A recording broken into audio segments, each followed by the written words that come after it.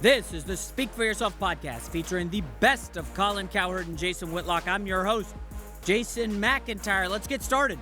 Whitlock thinks LeBron needs to adjust his mindset for the playoffs. Gus Johnson, the great Fox Sports announcer, said the word on the street is that we don't know if LaVar's other kids will live up to the hype of Lonzo Ball. Colin thinks Calipari is missing something, and he'll tell you what. Plus, Johnny Manziel could be making his worst decision yet. Speaking of bad decisions, keep listening to hear what the Georgetown Hoyas just did. Ready for Speak For Yourself? Cowherd and Whitlock, take it away. Welcome to the show. Colin thinks John Calipari needs another title to validate his legacy. And Jason thinks LeBron needs to adjust his mindset for the playoffs, because here they come. Speak For Yourself starts right now. My back hurts today. I'm carrying you all week. Hello and welcome. We're joined today by broadcasting legend and lead play-by-play announcer for Fox in college basketball and football, Gus Johnson. Yeah, in Round of the house. applause. And Super Bowl champion and longtime radio host Eric Davis. Never clap for me. No, we're not. No one cares. Let's start in Denver, where LeBron and the Cavs got outplayed last night, losing by 13 to the middling Nuggets. After the game, an unhappy LeBron had some strong words for his teammates. Man, it ain't about a group, it's about individuals. Everybody got to just be more, just do more. It ain't about no group. You know, you can't preach toughness. You got to have it. I had opportunities where I could have been better. The one thing about it, I'm always bring toughness to the game. I know that's for sure. Colin, LeBron's plus-minus was minus 30 last night. Are you a little worried about his mindset headed into the No, playoffs? I'm worried about their defense, because there's a give and take, and they wanted shooters. He wanted Kyle Korver and J.R. Smith and Channing Frye and Darren Williams, and they're ballers. But generally, your shooters aren't your tough guys. Tristan Thompson's their tough guy. You know how many threes he's taken in his career? 0. And so LeBron said, give me shooters and give me scorers. Well, go play at the YMCA. The scorers, the guy on the perimeter, is never the tough guy. So when you're watching them defensively, they don't create turnovers. They don't play real physical. Tristan Thompson's the one guy that likes to do the dirty work. And so this is what, it's like anything else in life. Get me shooters, you lose on the defensive end. They haven't won a back-to-back since February. Yeah. I think LeBron James is doing too much. I think he's involved in this player rest controversy. He's been brawling with LaVar Ball, Charles Barkley. He's a social justice warrior, caping up against trust. He's resisting. He's endorsing Hillary Clinton. LeBron James is involved in everything, and that may be too much to be for this particular basketball team. When I look at, he's complaining about last night. He was the worst player for the Cavs last night. When he was on the court, they weren't very good, and he's talking about his teammates. Maybe LeBron needs to narrow his focus and go 0 dark 30. How much is this? Man, leave LeBron alone. Yeah, thank you. Last time I checked, he was the best player in the world, and he just won a world championship. I think more than anything, the reason that he does so many things is because he's bored. So he has to keep his mind active, because he knows that, where they are right now in the season. They're in the top spot in the Eastern Conference. Yeah, Boston is there, but I don't think they're really worried about Boston supplanting them as the top seed in the... They're only up one game. Yeah, they're still not worried. Even if they didn't win, they don't have any problems going to Boston. What are you doing being good at this for? This is an opinion show. Coming out with good opinions. All right, I'll dumb it down. but- you know what? I think LeBron know what, though? doesn't know what he's talking about. There is something to be said about apathy. It doesn't happen in your sport, because there's a violence connected to football where you got to be ready every Sunday. Basketball's different. When you're the champ and you've got the best... I think the rest thing is ridiculous, but no, by the way. I think the rest thing, that's the most ridiculous. Did Michael Jordan, you have more experience. Did Michael Jordan rest? No. Did Scottie Pippen rest? No. Magic Johnson rest? But if your coach tells you to sit down, you sit down, and that's the part of it. So if the guys had to play, they would play. If you're being told to sit down, you're going to sit down. That's on the coach. So, but this is a whole different issue. You got 4 kids, right? Yes. If you would have taken your kids to see LeBron James against the Clippers, and he didn't play. I know that's a risk that I take when I buy the tickets. Oh, I know that. That is way. I'm not saying- that is hold too on, educated of a response. I don't know. I'm not That's saying a calculated response. He lives in Beverly Hills. I'm not man. saying he got money to blow. I keep telling he got money to blow. You need to stop putting my business out there. We had this discussion, but back to LeBron Even if I James. had Collins money, I wouldn't like that. And that's a lot of If money. you had Collins money, you'd buy. That's a lot of bread. But now, but back to LeBron and right now and his mindset and all the things you're talking about, he's doing, endorsing Hillary and talking to the Balls and Barkley. That doesn't affect his basketball. And for him to come out and say he did get on himself, said I need to play better. I had some things I need to do better. But he is the guy on that team that has to talk to those three-point shooters, those perimeter guys about being tough. Because it's not even a question of whether or not it's real. It's a question of willingness to do that. And he's supposed to do that. He's their Draymond Green. We talk about the Warriors and how they don't have anybody that's tough. Well, they have that guy. He's the pulse setter. So if LeBron sees that these guys aren't willing to put their bodies out there, willing to bang, willing to just do the tough guys. While he's on the he has to say sideline, something. By the way, laughing, whether they're willing or not, Channing Frye, Kyle Korver have never been elite defenders. Darren Williams is too old. J.R. Smith is an underrated defender, depends on his mood. The reality is what LeBron seeks, and he's a smart dude, he always likes veterans to take a pay cut. Shane Battier and Ray Allen. Those guys don't defend. Even Kobe, last 4 years, didn't defend anybody. Michael was a rarity, defended all but the last year of his career. But being good at defense doesn't mean that it doesn't show that you are tough. Just because you're good at it or not good at it doesn't mean that there's a toughness there. There's a willingness. Like I said, there's a willingness to put your body out there and try to do the things. And I think that's what he's asking I'm in the for. NBA a lot with the Bucks, and I think more than anything, LeBron, he's the kind of guy that he pulls Jedi mind tricks on his teammates. Yes. Okay, first of all, management, I need some shooters. Give me some shooters. Okay, now we got shooters. You guys ain't playing defense. But you know they don't play defense because they're shooters. So I think that this is kind of a situation where he's trying to mature these guys quickly to find a rhythm. They have no rhythm yet. Korver just got there. Then who are the other guys? Darren Williams just got there. And Darren Williams, he's been a great player. He's been hurt. Some people think that he could be soft when things get tight. So he's also trying to manipulate these guys to get ready for this big run because, you know, it's going to be hard to beat them, in the East especially. Let's be honest about this. This is not a great defensive roster. They're going to win this on the offensive end. I mean, this roster, just go down the name. Was Kevin Love ever? Kyrie Irving's not a great defender. LeBron was probably about 2 years ago a monster, little off. They got one guy that's a banger down low. This roster is not built to beat you 88-80. It ain't the Knicks with Larry Johnson. This team was built to beat Golden State, who they'll probably meet and win and lose 110, 108. I don't know about that. To another guy who made LeBron mad this week, LaVar Ball. After LaVar said LeBron's kids would have a lot of pressure to live up to their superstar dad, LeBron told LaVar to, quote, keep my family out of your mouth. But LaVar isn't backing down. Have you apologized to LeBron James? I know he came out against No, something you said. Well, he said, don't talk about my kids. I don't care what LeBron said. He talking about he warned me. He warned me for what? What is a warning going to do? Nothing. Now, if he get a little touchy because I gave an opinion on what I felt about no superstars' kids really being superstars on the fact that they have to live up to their parents or to their father or whatever. I have yet to see one, and I've been around for 50 years. All right, Whitlock, have an issue with LaVar doubling down on LeBron? I felt like LeBron put him in a tough spot. He came out so aggressively that LaVar Ball, in his mind, had no choice. If he backs down, he looks weak. Again, to me, LeBron's words should have been softer. Hey, man, I'd appreciate if you not bring my kids into this. We're not in that place. But instead, he said, keep your name out my mouth. That, for LaVar Ball, being from South Central, being black, he interprets that, oh, that's really aggressive. And so he has no choice but to stay aggressive in his mind. I don't like to see it from either side. I wish they would back down. But LaVar Ball is an agitator. He likes being talked about and doesn't mind if you talk about him or his kids. I don't have a problem with LaVar did, but I do wish both parties would just like tone it down a little. Listen, the downside to global celebrity is lack of privacy. And if LeBron puts his kids on Instagram, and he does, and he has 29 million Instagram followers, his kids become a story. There is a Kardashian feel to it.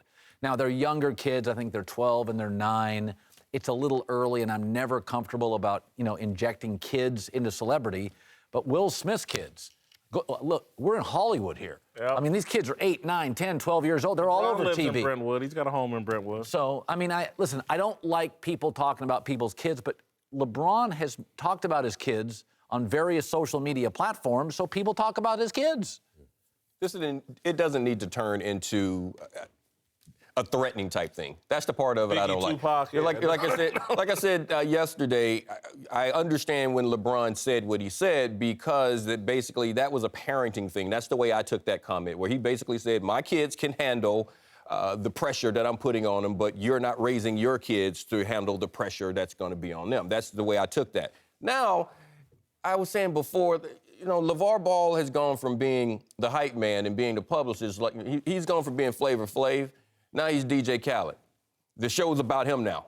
It's getting to a point where people are going to start buying tickets for him. This is about him. This is not about promoting his kids anymore. This is to get him in the news cycle. They're not even talking about his kids.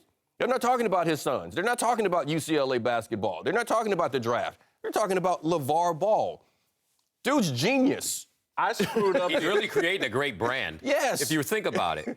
I mean, the problem with Mr. Ball, he's talking about LeBron's kids and can they live up to their dad's legacy. But Mr. Ball doesn't understand is the word on the underground is we don't know if his last 2 kids are going to be able to live up to this boy, Lonzo's status. And that's the key. They say the second boy isn't as good. He's heavy-legged. He might not be the same kind of player. He won't be the same kind of player. Then the young boy, he's young. So he's what, a freshman or sophomore in high school? Well, you know what's being missed. So that's going to be the problem for him. But Lonzo Ball is a once-in-a-generation type basketball player. I was talking to Jason Kidd, and I was like, Jason, it looks like you sunned this kid. True story. Jason loves the way he plays, especially how he gets the ball moved forward, his mind, his athleticism, his grace, his gait. But Mr. Ball has to understand that it's no guarantee that his other boys are going to be like that. And then he's putting pressure on them right now as soon as the other boy walks into UCLA. Because look who UCLA is losing. Everybody. They're going to lose Leaf and Ball and Steve Alford. Alford, his son, the coach. Yeah, everybody's gone. So that's going to be a real crazy situation. LeBron is so big, though. LeBron is like when Britney Spears was big, like she was part of discussions in coffee shops, in high schools, in colleges. Michael Jackson was like this. In my business of talk radio, I have 2 seasons, the NFL and LeBron, and I just rinse and repeat. Yeah. LeBron, his kids, his life, his friends, his vacations, he is a narrative. He's a walking narrative. But listen to what we're talking about right now. We're talking about Lonzo Ball, we're talking about LaVar Ball, and we're talking about LeBron. The greatest basketball player on the planet. This is why I say he is genius, because he is building this brand for his son that we wouldn't even be thinking about. He's going to come out. We're talking about I love the talent that he has, but you know how many things have to go right for Lonzo Ball to have the type career that LeBron James has had? The people you're going to have to put around him, the coaching staff, the health, all the issues that are going to have to happen for him to have that type of career. And we're already discussing the two. I think his dad, he's got a great hype, man. Have you seen this kid play live? Oh, no, I've seen him play, yes. I mean... Yes, I'm not, no, but... But you still have to have a lot of things go right. No, all I'm saying is, this kid is out of sight. Yeah, he can play. I mean, he is... No question. He is No. He is a once-in-a-generation type player. So was Jason Kidd. Right. And how many championships did Jason Kidd? So that's why I'm saying putting him on the same level as LeBron. Right, that's what we're doing. Right. A lot has to go right. But as you said, his dad has done a nice job creating. Yes. I've screwed the analogy up last week. I flipped it. I've come up with a new nickname for Mr. Ball. It's B. Diddy. He's Puff Daddy. He's the Puff Daddy of basketball. Right. He's in all the videos and everything. Yes. LeBron's son. You can even go back deeper. You could call him the modern-day dad version of Flavor Flav, the hype man of all time. He's Flavor Vision's never blurred. Remember that? I do remember that. All right, welcome back. Play-by-play maven Gus Johnson is here, joined by founder of thebiglead.com, Jason McIntyre. Let's move to college hoops, where John Calipari's Kentucky squad takes on UCLA tomorrow in a marquee matchup of the Sweet 16. Despite having loaded rosters, hear that, Whitlock? Loaded every year, churning out mega NBA talent more than anybody else. Calipari's only got one title in 7 years since he arrived. Caliponzi? Jason, does Calipari need another title to validate his legacy? No, The returns aren't good, just like a Ponzi scheme. He's not. He's calling him Bernie Madoff? Really? He's not trying to be Bobby Knight. He's not trying to be Mike Krzyzewski. He's not trying to be Dean Smith. He's got a whole different legacy going. What is it? He puts guys in the NBA. He makes families happy. He brings in loads of talent that fills up Rupp Arena every year, and they win the SEC, and every year they got a chance of winning the national title. His legacy is secure. All right. If you think he's satisfied not ever being in the Coach K, Dean Smith, Wooden class, I think his ego wants to be in that class. He's not in the Saban class, so he doesn't even dominate the South.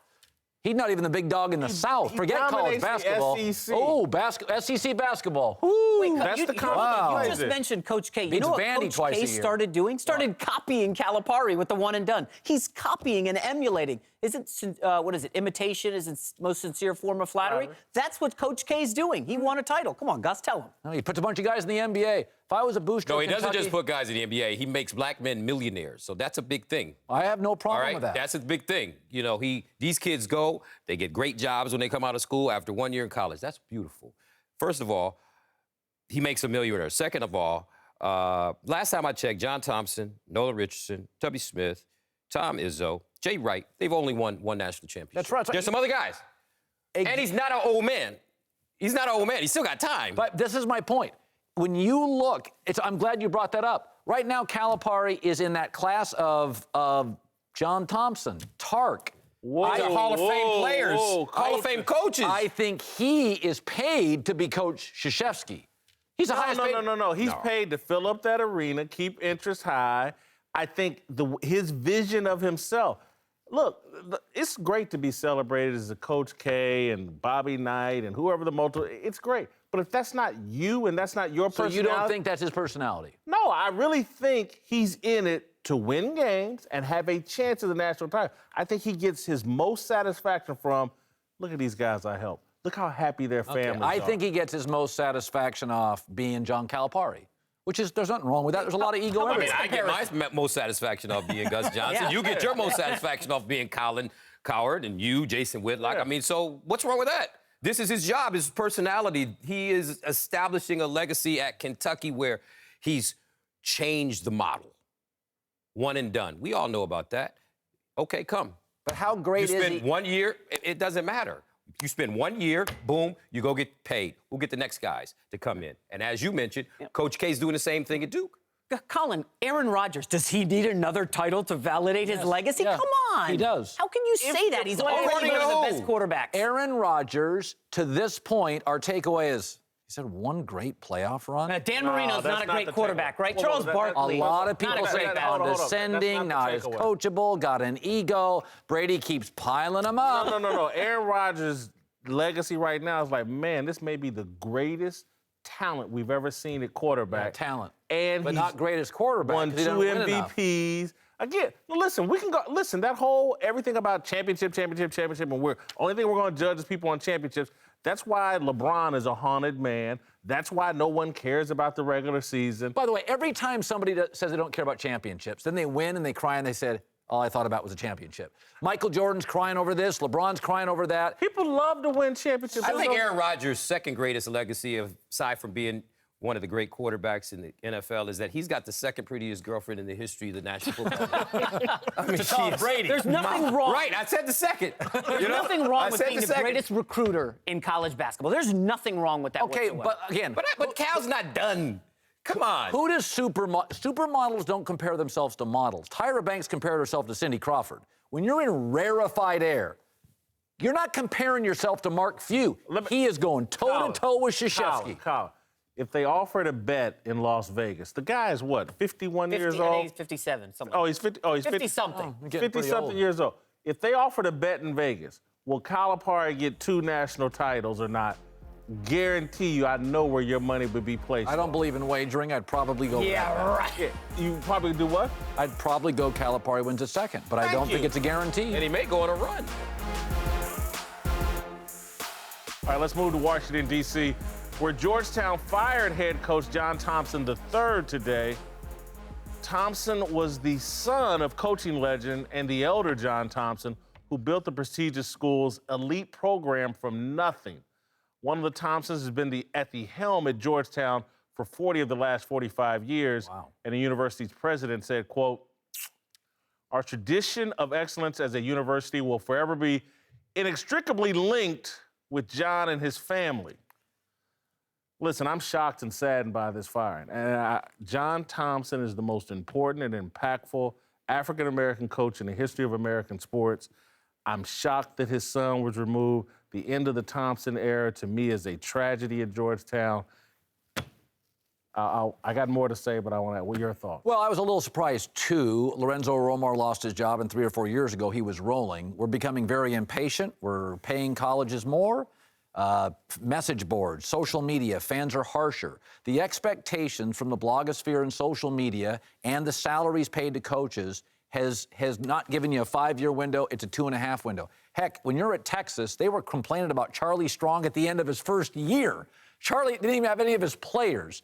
So listen, you got 3 teams went to the Big East, and they were all good. Butler plays real hoops. Creighton plays real hoops. Xavier plays real hoops. And look at the coaches who have been replaced since the realignment in the Big East, which has become a pretty feisty basketball conference. All these coaches getting fired. DePaul, St. John's, Marquette, and Georgetown. So it's the reality of the conference has some new members, some tougher games, and in the end, we've grown increasingly impatient because of the salaries and the attention we pay to these coaches.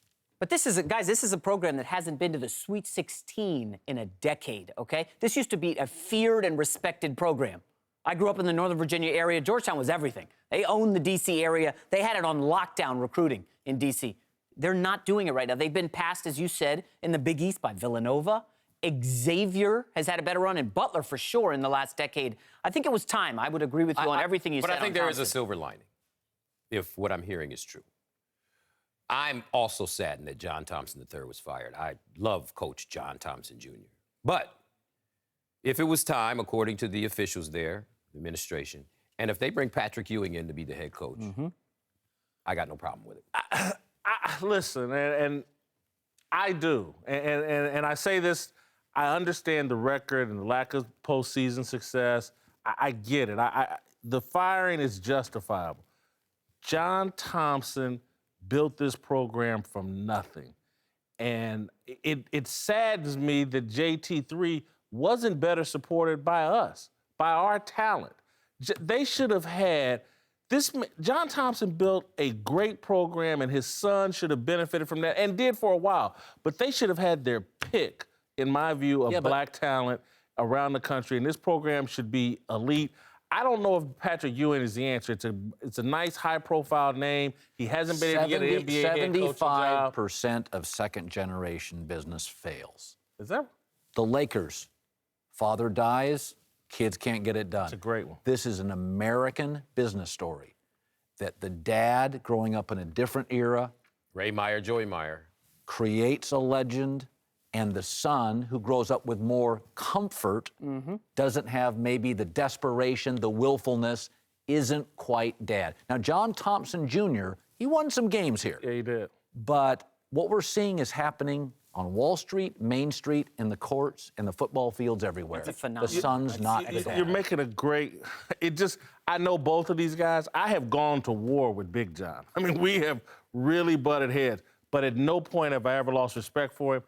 No JT3. I'm shocked because he does have that drive. He is an excellent coach. He did not. His Princeton background. He was perfect for this job. I don't understand By the way, how this he failed wasn't and didn't work. I don't see him as a failure. Like Lorenzo Romar, Washington was invisible. He made it kind of the best NBA factory that's not on TV every day. I mean, it was Kentucky, Duke. Oh, Washington puts guys. Isaiah I don't Thomas, look at John Thompson Jr. as a failure. I look at him as a guy that succeeded to a degree, lost some momentum like Romar, put a print on the program. Now it's time for the next hire. I don't see this as taking the Lakers. That is abject failure. That is embarrassing. This is not embarrassing. I hope that JT3 gets a second chance somewhere. I think he will. He's Soon. only 51 years old. He will. And I think there's... So will Lorenzo Romar somewhere. No doubt about it. All right, welcome back. Eric Davis is back with us, and we're joined now by Fox Sports lead college football analyst Joel Klatt. Let's talk Johnny Manziel.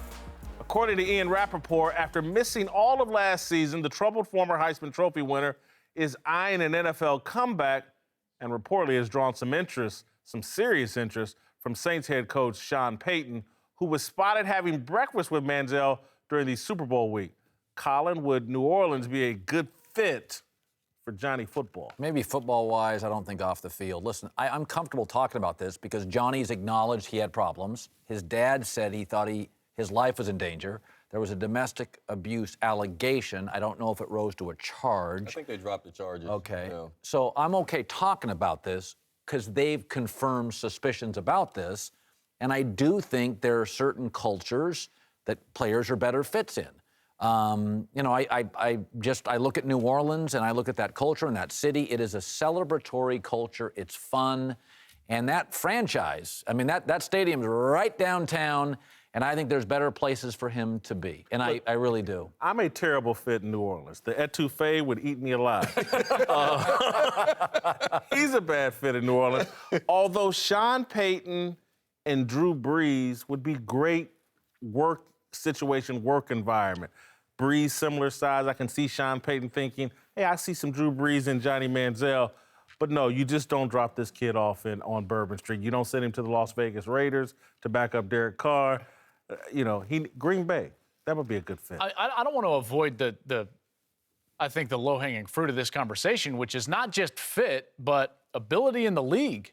Thank you. Guys, can Johnny Manziel play in the National Football League? I don't think he can. That's a question right now. Even if Sean Payton is flirting with this type of union, I think there's a real question about Johnny Manziel's ability. Listen, he's a 57% passer. That's at the bottom of the league. His rating is 74 over his career in 8 starts where he was 2-6. The only guy that had a worse passer rating than that last year was Brock Osweiler. Look where he's at right now. So I have my questions about Manziel just as a player. And then you have to go towards this. Listen, I was an economics major, so I have the supply and the demand curve. And where the supply curve meets the demand curve is called equilibrium. Okay? Well, you can apply the exact same logic to your production distraction. There's a production and distraction curve. If your production is going to outweigh your distraction, then that equilibrium is going to be quite high. His equilibrium is quite low because I'm not sure personally that the distractions that he's going to bring to an organization are going to be outweighed by the production because he's a 74. He's a 57% passer, 74 rating. I don't know if that's very good. Look at these highlights. He's 5'11". Look at his shoulders, his hips. He's a small guy. Yeah, he's not as big as He'd be small on this set. Yeah, so now this is the thing. I like you just took that to the classroom. I'm going to take it to the barbershop. Okay, let's go to New Orleans. They have the Southern Classic. Okay, you have Mardi Gras. They have Tuesdays, not just the Fat Tuesday, just Tuesday of the week. That's not the place for him. And just because Sean Payton had breakfast with him doesn't mean that Sean is even considering this. Because Sean understands football players. You talk about the ability to play the game. He's not Drew Brees. Sean had breakfast with me a couple years ago. Actually, we had drinks, but that was later in the day, and it was during the Super Bowl, and they had a bad secondary. He wasn't asking me to come play DB.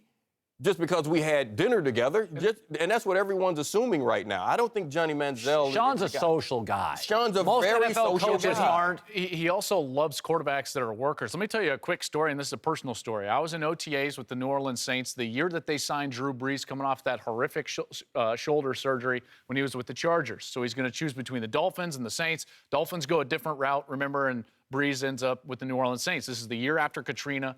In his sling with a totally reconstructed shoulder, he was on the treadmill doing drop-back style movement for about 1.5 miles. This is Drew Brees. That's work ethic. And Sean Payton, He moves towards work ethic. He wants his quarterback to be that way, and that's not Johnny Manziel. I don't think this is a very good fit, even from a coach perspective, much less the city. You know what this is? It was excellent PR. Whoever put this story out, Sean Payton is interested in Johnny Manziel.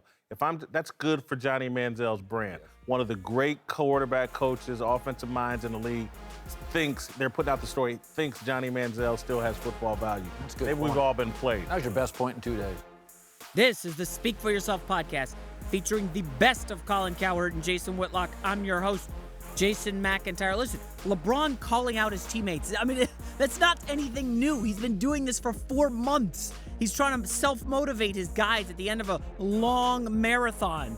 You know, I just read nothing into this. Just remember, guys, like 4 weeks ago, okay, the Cavs were imploding and LeBron was making demands. They're fine. They're still the #1 seed. Remember, the Celtics had to trade at the deadline for Jimmy Butler or Paul George. They didn't. They're fine. The Warriors were cratering 2 weeks ago. They're fine. Like, everything works itself out. LeBron is going to flip the switch in the playoffs, and the Cavs will be in the finals. Thanks so much for tuning in, everybody. Follow us on Facebook, Instagram, and Twitter for more great content. We appreciate you listening every day.